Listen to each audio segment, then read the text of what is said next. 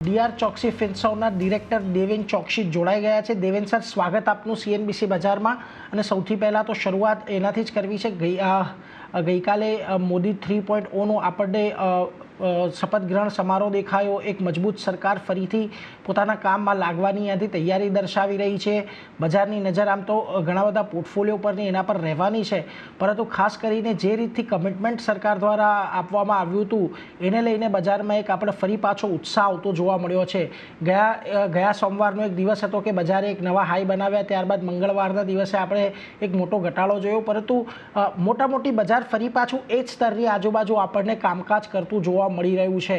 કઈ રીતે હવે અહીંયાથી ખાસ કરીને સરકારના નવા ગઠન અને આગળના ફોકસ પર અહીંયાથી આપણે નજર રાખવાની રહેશે? Thank you, Neeraj, for this question and inviting me. આપણે આઈ થિંક 2 કે 3 પોઈન્ટ પર ચર્ચા કરી શકીએ. એક તો સૌથી પહેલા જે સરકારની પાસે જે પ્રાયોરિટી છે, સરકારે ઓલરેડી મોદી 2.0 ની અંદર ઇન્ફ્રાસ્ટ્રક્ચર અને ઇન્ડસ્ટ્રી એ બંને માટે જે માર્ગદર્શન આપ્યું, જે પગલાં લીધા અને જે રીતે આખી ઇકોનોમીની અંદર એ લોકોએ બદલાવ લાવ્યા તે આપણી નજરની સામે છે. ઇન્ફ્રાસ્ટ્રક્ચરની અંદર 10 વર્ષમાં 142 લાખ કરોડ ખર્ચવાનો પ્રસ્તાવ મૂક્યો, જે 2030 સુધીમાં ખર્ચવાના છે. અને ઇન્ડસ્ટ્રીમાં અનેક જાતની વિવિધ PLIની પ્રપોઝલ સાથે આઈ થિંક ગવર્મેન્ટે લગભગ 14 થી 15 લાખ કરોડના ઇન્સેન્ટિવ પેકેજ રોલ આઉટ કર્યા છે, એ પણ આપણી નજરની સામે છે. સો આ બે વસ્તુ ડેફિનેટલી આઈ થિંક હવેના વર્ષોમાં પણ ચાલુ રહેશે. અને કદાચ હવે જે એલોકેટેડ નવા પૈસા જે એલોકેટ કરવાના આવશે, એ પૈસા મારા ખ્યાલથી વધારે એગ્રીકલ્ચર ઇકોનોમીને સમૃદ્ધ બનાવવા માટે કરવામાં આવશે.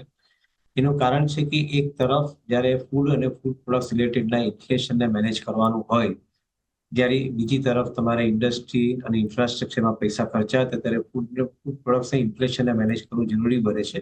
કારણ કે જે માણસ પૈસા એક તરફ કમાય, બીજી તરફ ખર્ચે, ફૂડની અંદર જાય, સ્વાભાવિક છે. તો એ ઇન્ફ્લેશનને મેનેજ કરવા માટે જે ગવર્મેન્ટ હવે પછીના જે ગ્રેઇન સ્ટોરેજ માટેના પગલાં લેશે કે અથવા ક્રોપ પ્રોડક્શન માટેના જે પગલાં લેશે, એ પગલાં પર આઈ થિંક એક ધ્યાન રાખવું જરૂરી બનશે. એ પોઈન્ટ પહેલો પોઈન્ટ રહેશે. બીજો પોઈન્ટ મારા તરફથી સેન્ટ્રલ બેંક ડિજિટલ કરન્સી અને online network of digital commerce, જેને આપણે CBDC અને ONDC કહીએ છીએ, એ બંનેને આઈ થિંક ગવર્મેન્ટ વધારે વેગ આપશે, કારણ કે એ બે રિફોર્મ્સ થકી ઇન્ફ્લેશન ફરીથી કંટ્રોલમાં આવશે એવું આપણે માનીને ચાલીએ છીએ. અને ત્રીજો જે મોટો મુદ્દો જે ગવર્મેન્ટના રિફોર્મ પ્રોસેસની અંદર અને પોલિસી ડિસિઝનમાં કવર થશે આવનારા સમયની અંદર, એમાં ડી-ડોલરાઇઝેશનનો મુદ્દો કવર થશે. ડી-ડોલરાઇઝેશનના મુદ્દાની અંદર ઇન્ડિયાનો રૂપી ટ્રેડ છે, એ બીજી કરન્સીમાં ડોલરમાં કન્વર્ટ કર્યા વગર તમે એક્ઝિક્યુટ કરી શકો, એ વસ્તુ માટેના જે પગલાં લેવાના આવશે, એ પગલાં ગવર્મેન્ટ લેશે. સો આપણે એક સુરક્ષિતપણે કરીને ચાલીએ કે જે બી પ્રાયોરિટીઝ છે, એ પ્રાયોરિટીઝ કદાચ મોડી વધતે આવશે, આઈ થિંક એ સેમ જ રહેશે. અને એટ ધ સેમ ટાઈમ નવા જે રિફોર્મ પ્રોસેસ જે પગલાં લેવાના છે, જેની આપણે વાત કરી, CBDC, ONDC અને ડી-ડોલરાઇઝેશનના, એ પગલાં કદાચ ગવર્મેન્ટ વધારે સારી રીતે લઈ શકશે હવેના સમયની. જી, તમે ડી-ડોલરાઇઝેશનની દેવેનજી વાત કરી. એક મહત્વનો પોઈન્ટ અહીંયાથી એ પણ થઈ રહ્યો છે, કારણ કે અત્યારે ભારતની પરિસ્થિતિ થોડીક વૈશ્વિક ટ્રેડની અંદર આપણને સુધરતી જોવા મળી રહી છે. કારણ કે જો એક તરફ આપણે છેલ્લા ઘણા સમયથી જે ઇન્ડસ્ટ્રીયલ લેવલનું જે એક્સપોર્ટ હતું, એની અંદર તો ભારતનું એક સારું એવું યોગદાન રહ્યું જ છે, પરંતુ અત્યારે થોડા રિપોર્ટ્સ એવા પણ આવી રહ્યા છે કે ભારત જે ઓવરઓલ એક વૈશ્વિક કન્ઝ્યુમર ડિમાન્ડ છે, એની અંદર થોડાક રિવાઇવલ આવતા આપણને જોવા મળી રહ્યા છે. યુરોપ હોય, અમેરિકા હોય, આ બધા મોટા પોકેટ્સ તરફથી. હવે જો આની અંદર ભારતના પણ ખાસ કરીને કન્ઝ્યુમર જે એક્સપોર્ટ છે એ વધારો કરવો હોય, તો આથી ડી-ડોલરાઇઝેશનનું પગલું પણ ઘણું મહત્વનું આવનારા સમયની અંદર થઈ રહેશે. આનાથી ભારતના જે કન્ઝ્યુમર સેક્ટર છે, વર્ષોથી જે એક્સપોર્ટની અંદર જોડાયેલો છે, જે હાઈ એન્ડ જ્વેલરી છે કે એ બધાને પણ આનો એક ફાયદો આવનારા સમયની અંદર જોવા મળવાનો છે. Yes, absolutely. અને મેઇન ઇમ્પોર્ટન્ટ પોઈન્ટ આમાં એ રહે છે કે જે ગ્લોબલ ટ્રેડની અંદર જે કોસ્ટ ઓફ ટ્રાન્ઝેક્શન જે હોય, એ કોસ્ટ ઓફ ટ્રાન્ઝેક્શન ઘટાડવી હોય તો de-dollarisation is only imperative to begin with. કારણ કે લગભગ 1% થી 3%ની વચ્ચે ટ્રાન્ઝેક્શનની cost because of the currency કન્વર્ઝનમાં થાય છે. અને જો ઇમ્પોર્ટ કરો અથવા એક્સપોર્ટ કરો, એ સ્ટેજ પર જ્યારે તમારે કરન્સી કન્વર્ટ કરવાની આવે ડોલરની અંદર, તો એ જે કોસ્ટ આવે છે એ કોસ્ટ તમે બચાવી શકો તો ઇન્ટરનેશનલ માર્કેટની અંદર બેનિફિટ તમે પૂરેપૂરો પાસ ઓન કરી શકો. અને એ કોસ્ટ બચાવવા માટે અને બેનિફિટ પાસ ઓન કરવા માટે ગવર્મેન્ટે જે કરન્સી છે એ કરન્સીને ડિજિટલ કરન્સી તરીકે લોન્ચ કરવી પડે. તો એ જે CBDC ના માધ્યમથી જે કરન્સી લોન્ચ થવાની સ્ટાર્ટ થાય એનાથી ડી-ડોલરાઇઝેશન ઓફ ટ્રેડ પણ આઈ થિંક એક સુરક્ષિતપણે થઈ શકે એવી આપણે એક સમજ ધરાવીએ છીએ. So based on which I think અમને લોકોને એક એવું દેખાય છે કે ગવર્મેન્ટ પાસે હવે ઇકોનોમીને આગળ વધારવા માટેના જે મેઇન કારણો છે તેની અંદર આપણે જે વાત કરી એ કારણોને ગવર્મેન્ટે કદાચ વધારે સારી રીતે ઇમ્પ્લિમેન્ટ કરવા પડશે. એમાં મોસ્ટ ઇમ્પોર્ટન્ટલી રિફોર્મ પ્રોસેસ જે છે, પછી આપણે જે એગ્રીકલ્ચર રિફોર્મની વાત કરી કે બીજા રિફોર્મ્સની વાત કરી ટ્રેડ રિલેટેડની, એ રિફોર્મ પ્રોસેસ ગવર્મેન્ટે એક સારી રીતે હવે લોન્ચ કરવું પડશે, જેની આપણે વધારે ક્લેરિટી હવે પછીના ટાઈમમાં મળશે એવું આપણે માનીને ચાલીએ. જી, અને આપણે મોદી 2.0ની અંદર એક બહુ મહત્ત્વનો શિફ્ટ આપણે જોયો હતો કે સરકારે ઇન્ફ્રાની ઉપર અને ખાસ કરીને લોજિસ્ટિક્સની ઉપર ગતિશક્તિ મિશન છે એના પર થોડું વધારે ફોકસ સરકારે આપ્યો હતો. હવે તમને શું લાગે છે કે આવનારા 5 વર્ષ કે આવનારા સમય માટે કે જ્યારે ભારતની એક પોઝિશનિંગ વૈશ્વિક લેવલ પર આપણને સુધારવી છે, તો કયા એવા સેક્ટર્સ છે કે જેમાં સરકારે અહીંયાથી વધારે ફોકસ આવનારા સમયની અંદર રાખવું જોઈએ કે જેથી એક રિફોર્મની પણ ગતિ ચાલુ રહે, ગ્રોથ પણ કશે અટકતો આપણને જોવા નહીં મળે?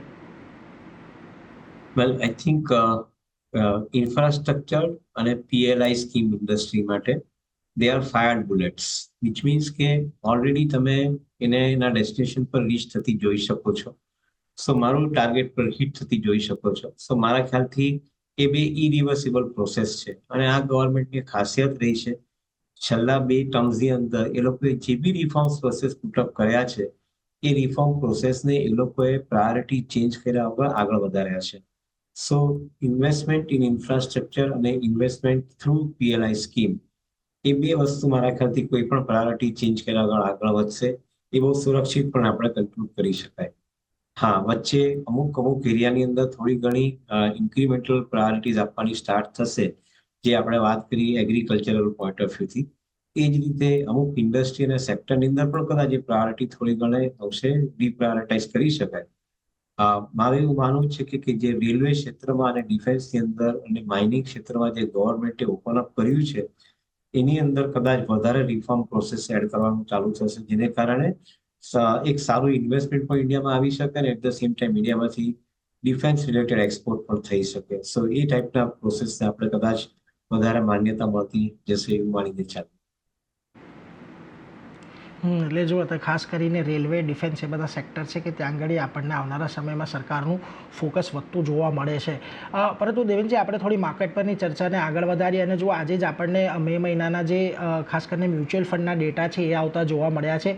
હવે મે મહિનો એક એવો મહિનો હતો કે જ્યારે આપણે જબરજસ્ત વોલેટિલિટી બજારની અંદર જોઈ હતી ચૂંટણી પહેલાંના સમયને ધ્યાનમાં રાખીને, અને એ સમયમાં પણ જો આપણને જે ખાસ કરીને આંકડા આવતા જોવા મળ્યા છે SIPના કે ઇવન ઇક્વિટી મ્યુચ્યુઅલ ફંડ માટેના, એ પણ ઘણા જબરજસ્ત છે. એટલે આ પણ દર્શાવી રહ્યું છે કે રોકાણકારોનો વિશ્વાસ હવે ભારતની ગ્રોથ સ્ટોરીમાં અહીંયાથી આપણને વધતો દેખાઈ રહ્યો છે. એબ્સોલ્યુટલી. તમે એક તરફ ઇકોનોમી GDP છે લગભગ $4 ટ્રિલિયન છે. એ $4 ટ્રિલિયન GDPમાંથી લગભગ 25%, એટલે $1 trillion is basically constituting or is forming part of savings and investment. એ સેવિંગ્સ એન્ડ ઇન્વેસ્ટમેન્ટના $1 ટ્રિલિયન માંથી લગભગ 60% which is going towards gold અને હાઉસિંગ એ કાઢી નાખો તો બાકીના 40% એ ફાઇનાન્શિયલ એસેટ્સમાં ઇન્વેસ્ટમેન્ટ માટે આવે છે. એટલે એમ કહીને ચાલી શકાય કે લગભગ $400 બિલિયન ઇન્વેસ્ટમેન્ટ આ 4 ટ્રિલિયન માંથી ફાઇનાન્શિયલ એસેટ્સમાં આવે છે, which is reflected in your mutual fund SIP, which is reflected in the new business premium of insurance companies, which is reflected into provident fund collections. એ દરેકે દરેક જગ્યાએ એનું એક રિફ્લેક્શન તમને જોવા મળે છે. હવે આ ઇકોનોમી અહીંયા આગળથી $4 ટ્રિલિયન પરથી વધી અને $5 ટ્રિલિયન 2027માં અને લગભગ $10 ટ્રિલિયન કે $11 ટ્રિલિયન 2035માં થાય તો જે આ નંબર્સ છે એ numbers are going to be exponentially growing up. એટલે તમે જે લિક્વિડિટીની વાત કરો છો એ લિક્વિડિટી માર્કેટની અંદર એક્સપોનેન્શિયલી વધીને આવશે, કારણ કે $10 ટ્રિલિયન ઇકોનોમી સાઇઝ હોય અને એના પર તમે $1 ટ્રિલિયન સેવિંગ અને ઇન્વેસ્ટમેન્ટનો અમાઉન્ટ જુઓ તો ડેફિનેટલી એ પૈસા લિક્વિડિટી થકી માર્કેટમાં આવવાના સ્ટાર્ટ થશે અને ઇક્વિટી થકી કોર્પોરેટ સેક્ટરને પૈસા મળવાના સ્ટાર્ટ થશે, જેને કારણે ઇકોનોમિક એક્સપાન્શન પ્રોગ્રામ મોટો થઈ શકે. સો ચોક્કસપણે કહી શકાય કે liquidity will remain firm in our market. ચોક્કસપણે કહી શકાય કે ફર્મ લિક્વિડિટીને કારણે માર્કેટમાં બહુ લાંબા ઘટાડા ઇમિડિયેટલી આવે એવી પરિસ્થિતિ નથી દેખાતી, અનલેસ કે કોઈ સ્ટ્રક્ચરલ ડેમેજ થાય. પણ એવી કોઈ સિચ્યુએશન અત્યારે આપણે જોઈ નથી શકતા. એટલે liquidity will also support the market અને corporate earnings also will support the market. હા, વધતે ઓછે અંશે લેવલે કદાચ થોડું ઘણું માર્કેટમાં વેલ્યુએશન જ્યારે વધે ત્યારે એક્ટિવિટી થોડી સ્લો ડાઉન થઈ શકે, અને જ્યારે વેલ્યુએશન ઘટે અથવા કરેક્ટ થાય ત્યારે પાછી એક્ટિવિટીમાં વેગ આવી શકે કહી શકાય. પરંતુ લિક્વિડિટીને કારણે માર્કેટમાં કોઈ મેજર ડિસ્રપ્શન આવે એવી પરિસ્થિતિ આપણે અત્યારે પણ નથી જોઈ રહ્યા. On the country market strong રહેશે. જી, અને દેવજી, એ પણ સમજવું છે કે જે આ એક ફંડ ફ્લો કે જે લિક્વિડિટી અત્યારે માર્કેટની અંદર આવી રહી છે એ કઈ દિશા તરફ અત્યારે તમને જતી દેખાય છે, અને આવનારા સમયમાં જ્યારે કારણ કે જો આ લિક્વિડિટી અહીંયાથી સસ્ટેન રહે છે તો પછી એ પણ મહત્વનું થઈ જાય છે કે આ લિક્વિડિટી કયા સેક્ટર્સની અંદર કે કેવી કંપનીઓમાં large cap, small cap, mid cap કઈ રીતે ડિસ્ટ્રીબ્યુટ થાય છે. તો આના આધારે જો આપણે અત્યારે કોઈ રોકાણની રણનીતિ તૈયાર કરવી હોય તો કઈ રીતે હવે આગળની આથી સ્ટ્રેટેજી આપણે નક્કી કરવી જોઈએ? બહુ સિમ્પલ આન્સર છે આ વસ્તુ. જે કંપનીની અંદર લિક્વિડિટી એબ્સોર્બ કરવા માટેનું માર્કેટ કેપિટલાઇઝેશન હોય એ કંપનીમાં લિક્વિડિટી એબ્સોર્બ થશે. હવે સપોઝ જે કંપનીમાં 20 લાખ કરોડનું માર્કેટ કેપ હોય, રિલાયન્સ જેવી કંપની છે તેની અંદર, તો બહુ સહજતાથી કહી શકાય કે જે એડિશનલ લિક્વિડિટી જન્મશે એ આ ટાઈપની કંપનીમાં પહેલા એટ્રેક્ટ થશે. પછી જે મોટી કંપનીઓ છે તેને સૌથી પહેલો પ્રેફરન્સ, નાની અને મધ્યમ સાઇઝની કંપનીઓ છે એને કદાચ સેકન્ડ પ્રેફરન્સ. એટલે એ કેટેગરાઇઝેશન એવી થઈ શકે કે મોટી કંપનીની અંદર મોટા ફંડ્સ પાર્ક થશે, નાની અને મધ્યમ સાઇઝની કંપનીની અંદર જે નાના ઇન્વેસ્ટરો છે અથવા મધ્યમ સાઇઝના ઇન્વેસ્ટરો છે અથવા ફેમિલી ઓફિસ ઇન્વેસ્ટરો છે એના ફંડ્સ પાર્ક થશે. સો માર્કેટ એક મેચ્યોર્ડ લેવલ પર કેટેગરાઇઝેશન કરતું જાય છે. મારું એવું માનવું છે કે જેની પાસે સાઇઝ ગ્રો કરવાની ક્ષમતા મોટી હોય, જે કંપની પાસે સાઇઝ ગ્રો કરવાની ક્ષમતા મોટી હોય, એ કંપનીની અંદર તમે આવનારા 10 વર્ષ સુધી એક સારો ઇન્ફ્લો ફંડ્સનો આવતો જોઈ શકશો. અને that is where I believe કે કંપની સાઇઝ મોટી થતી જશે. It is like the big is getting bigger. એ એક થિયરી જે છે એ થિયરી કદાચ આવનારા સમયની અંદર વધારે સક્ષમ રીતે તમને જોવા મળશે આપણા માર્કેટના ફેબ્રિકની અંદર. દેવેનજી, આપણે ખાસ કરીને સેક્ટર પર ચર્ચા કરવી છે. સૌથી પહેલાં તો એક આખું બાસ્કેટ જે છેલ્લા 1-2 અઠવાડિયાની અંદર આપણે જેના પર સૌથી વધારે ફોકસ રહેતો જોવા મળ્યો અને હતું PSU બાસ્કેટ. કારણ કે માર્કેટના ઉછાળા સાથે એક તેજી પણ આવી, ઘટાડા સાથે ત્યાં આગળ એક મોટો ઘટાડો પણ આવ્યો અને ફરી રિકવરીના મોડ પર અત્યારે છે. પરંતુ અત્યારે પ્રશ્ન હવે એ થાય કે આપણે જે પ્રકારના પ્રદર્શન ગયા વર્ષની અંદર કે છેલ્લા 5-1 વર્ષની અંદર PSUની અંદર જોયું છે એ ઘણું સારું હતું, પરંતુ હવે અહીંયાથી આગળ કેટલું ગ્રો કરશે એના પર એક આપણને પ્રશ્ન થાય. અને ખાસ કરીને ગ્રો કરવા માટેને એમની પાસે ડ્રાઈવર્સ ખાસ કરીને કયા રહેશે? તો શું અત્યારે પણ તમને લાગે છે કે PSU આવનારા સમયમાં અહીંયાથી આપણને સારો ગ્રોથ દર્શાવી શકે છે? એટલો ગ્રોથ શેરના ભાવમાં આવશે મને ખબર નથી, પણ કોર્પોરેટ અર્નિંગ્સના ગ્રોથ પોઈન્ટ ઓફ વ્યૂથી મને થોડી ક્લેરિટી વધારે દેખાય છે. ને મારું રીઝન એ છે કે શેર બજારમાં જે કંપનીના ભાવો હોય છે એ કદાચ ઘણી વખતે વેલ્યુએશનને બાજુ પર મૂકીને યુફોરિયાને કન્ટિન્યુ કરીને વધતા હોય છે. પબ્લિક સેક્ટર અંડરટેકિંગ કંપનીમાં પણ કદાચ એવી જ સિચ્યુએશન છે કે જેમાં કદાચ કંપનીઓ 15 કે 20% રેટ ઓફ ગ્રોથથી ચાલતી હોય અને એના PE એક્સપાન્શન કદાચ 60, 70, 80 ના થઈ ગયા હોય. I think that is little bit concerning rather. પણ આઈ થિંક એને બાજુ પર મૂકી દઈએ, એની સામે કંપનીઓના વર્કિંગ પર કોન્સન્ટ્રેટ કરીએ. મારા ખ્યાલથી કંપનીના વર્કિંગ્સ અહીંયા આગળથી ઇમ્પ્રુવ થઈને આવે એમાં કોઈ મને ડાઉટ નથી દેખાતો. એનું કારણ છે કે ગવર્મેન્ટ જે રીતે ઇન્ફ્રાસ્ટ્રક્ચર સ્પેન્ડ કરી રહી છે એ રીતે જોતા પબ્લિક સેક્ટર અંડરટેકિંગ કંપનીઝ જે ઇન્ફ્રાસ્ટ્રક્ચર સેગમેન્ટને કેટર કરી રહી છે, પછી એ માઇનિંગ ક્ષેત્રની અંદર હોય કે સ્ટીલ પ્રોડક્શન ક્ષેત્રમાં હોય કે પાવર જનરેશન, પાવર ડિસ્ટ્રીબ્યુશન ક્ષેત્રમાં હોય અથવા કેપિટલ ગુડ સેગમેન્ટ જેવા જે કેટર કરતું રેલવેને કે ડિફેન્સને કે બીજા મેન્યુફેક્ચરિંગ સ્પેસમાં, એ દરેક જગ્યાએ ગવર્મેન્ટના ઇન્ફ્રાસ્ટ્રક્ચરના સ્પેન્ડિંગને કારણે આ કંપનીઓ સિગ્નિફિકન્ટલી મોટા ઓર્ડર બુક સાથે આગળ વધી રહી છે. સો વર્કિંગ આ કંપનીઓના સારા આવશે એમાં મને કોઈ ડાઉટ નથી. બીજું, ગવર્મેન્ટ અનલાઇક ઇન પાસ્ટ આ બધી કંપનીઓ જે ઓર્ડર પાસ ઓન કરે છે એની અંદર માર્જિન સફિશિયન્ટલી આપે છે, જેને કારણે કંપનીઓ આગળના સમયમાં ટેલેન્ટ એટ્રેક્ટ કરી શકે અને ગ્રો કરી શકે, જે પહેલા પાસમાં નતું થતું. સો એ પોઈન્ટ બી આઈ થિંક આની અંદર સરસ રીતે સમાવેશ થઈ રહ્યો છે. હા, માર્કેટ આ સિચ્યુએશનમાં જરા વધારે એક્સાઇટેડ છે, થોડુંક યુફોરિક પણ છે, અને એટ ધ સેમ ટાઈમ એને valuations irrespective of the growth in the business આપ્યા છે. ગવર્મેન્ટની કંપનીમાં એક વસ્તુ ચોક્કસ કહી શકાય કે આ કંપનીઓની અંદર તમે ડિસ્પ્રોપોર્શનેટ ગ્રોથ ટાર્ગેટ નહીં કરી શકો, કારણ કે ડિફેન્સ છે, રેલવેઝ છે, એ બધા બિઝનેસની અંદર ઓર્ડર બુક એક નિયમિતપણે આપવામાં આવે છે કે એક વર્ષમાં 50 કે 100% ગ્રોથ આવે એવી સંભાવના નથી હોતી. એ ગ્રોથ લગભગ જીડીપીની સાથેના સંકળાયેલો ગ્રોથ જ હશે, 15-20% વચ્ચેનો જ ગ્રોથ હશે. સો જો પ્રીમિયમ વેલ્યુએશન આપશો તો પનિશમેન્ટ મળશે, એવું માનીને ચાલવું જોઈએ. પ્રીમિયમ વેલ્યુએશનની અંદર ભૂલ થવાની શક્યતા નથી હોતી, એટલે પ્રીમિયમ વેલ્યુએશન આપતી વખતે ઇન્વેસ્ટરોએ ધ્યાન રાખવું જોઈએ કે એને પનિશમેન્ટ મળી શકે. આઈ વુડ પ્રિફર કે પબ્લિક સેક્ટર કંપનીના શેરો જ્યારે ભાવથી સસ્તા થઈને મળવાના ચાલુ થાય ત્યારે એ બેસ્ટ ઓપોર્ચ્યુનિટી હશે પોર્ટફોલિયોમાં ઇન્વેસ્ટ કરવા માટે.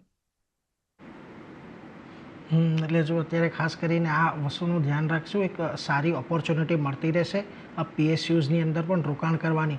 પરંતુ દેવેનજી, એક વસ્તુ તમારી પાસેથી એ પણ સમજવી છે કે આપણે ગયા અઠવાડિયાના જે એક માર્કેટ ફોલની અંદર જે એક વસ્તુ જોઈ કે ત્યાં આગળ આપણને ડિફેન્સિવ જે સ્ટોક્સ હતા, એફએમસીજી હતા કે ફાર્મા હતા, એની અંદર આપણે એટલો મોટો ઘટાડો નથી જોયો. એટલે શું ફરીથી પાછી આપણે હવે એ રણનીતિ અપનાવવાની શરૂઆત કરી દેવી જોઈએ કે થોડું અલોકેશન આ માર્કેટના વધી ગયા બાદ આપણે સિસ્ટમેટિકલી આ બધા ડિફેન્સિવ સ્ટોક છે એની અંદર પણ થોડું રાખવું જોઈએ આવનારા વખતમાં, કે જેથી કોઈ જો મોટું ડિસ્રપ્શન માર્કેટની અંદર આવે તો આ સ્ટોક્સ આપણે થોડી કેપિટલ બચાવવાનું કામ કરી શકે? Absolutely. Companies like HUL, companies like ITC, companies like Dabur, Marico, Britannia, આ નેસ્લે, આ જે ટાઈપની જે કંપનીઓ છે જે એફએમસીજી ક્ષેત્રમાં છે, જેની પાસે personal care products, food care products, lifestyle products, એ બધા પ્રોડક્ટ્સની જે એક રેન્જ છે, એ પ્રોડક્ટ્સની અંદર આ કંપનીઓની પાસે ઉત્તરોત્તર બિઝનેસ વધીને આવે છે, એમાં કોઈ શંકાને સ્થાન નથી. કારણ કે જેમ જેમ ડિસ્પોઝેબલ ઇન્કમ તમારા હાથમાં વધતી જાય તેમ તેમ એ પૈસા સ્પેન્ડ થવા એના સ્ટાર્ટ થાય ઇકોનોમીમાં, પછી ભલે મેટ્રોમાંથી શિફ્ટ થઈને ટિયર 2, ટિયર 3, ટિયર 4 સિટીમાં જાય, પરંતુ એ પૈસા જ્યારે સ્પેન્ડ થવાના ચાલુ થાય ત્યારે આ કંપનીઓને માટે બેનિફિટ લેવાનો છે ચાલુ રહેશે. એક વસ્તુ ચોક્કસપણે કહી શકાય કે તમે એફએમસીજી કંપનીઓને જીડીપીના ગ્રોથની સાથે લિંક કરશો તો તમને જલ્દી આ સબ્જેક્ટ સમજવાનું સહેલું પડશે. અગર જીડીપી તમારો 11%-12%ની વચ્ચે નોમિનલ જીડીપી ગ્રોથ થતો હોય તો મારા ખ્યાલથી એફએમસીજી કંપનીની રેવન્યુ બુક 15%, 16%ની આસપાસ ગ્રો થાય ત્યાં સુધી this particular companies are sustainable on their growth programme. કોઈ કારણસર કોઈ 1 કે 2 વર્ષ એવા સારા જાય કે જેની અંદર એ લોકોને એ ગ્રોથ એ લોકોનો લગભગ 15%-20%ની વચ્ચે આવે, તો that would produce exceptionally better performance in the results both on the top line front as well as on the bottom line front. આટલી ક્લેરિટી સાથે જો તમે ઇન્વેસ્ટમેન્ટ કરો એફએમસીજી કંપનીમાં તો કદાચ તમે ઊંચા વેલ્યુએશન પર બી આ શેરોને લેશો તો કદાચ આવનારા 2-3 વર્ષમાં એ વેલ્યુએશન નોર્મલાઇઝ થઈ જશે. I think important point here કે આ ટાઈપની કંપનીઓ છે એને આવનારા સમયની અંદર પણ ગ્રોથ માટેની જગ્યા ઘણી છે. ભાવથી ઘટે અથવા ભાવથી કરેક્ટ થાય સ્ટોક એ વખતે કદાચ લેવા માટેનું વધારે સહેલું રહેશે એવું મારું માનવું છે.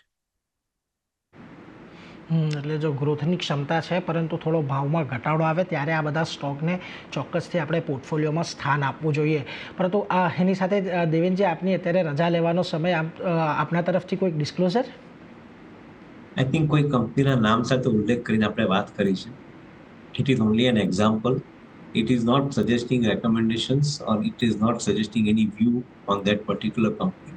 It is broadly used as an example for the purpose of communicating with customers. આ કંપનીઓમાં અમારું સેફ ડિસ્ક્લોઝર આવને માટે કે આ કંપનીઓમાં અમારું ઇન્વેસ્ટમેન્ટ હોઈ શકે, ક્લાયન્ટોનું ઇન્વેસ્ટમેન્ટ હોઈ શકે, પીએમએસ પોર્ટફોલિયોમાં પોઝિશન મળી શકે અને અમારા રિસર્ચની અંદર એનું કવરેજ પણ હોઈ શકે with recommendations. This is a safe disclosure from my side. જી દેવેનજી, આભાર આપ અમારી સાથે જોડાયા અને કમ્પ્લીટ ડિસ્કશન અંગે કરી એના બદલ. તો એની સાથે જ અત્યારે રજા લેવાનો સમય થયો છે, પરંતુ વધુ અપડેટ માટે આપ જોતા રહો CNBC બજાર. નમસ્કાર.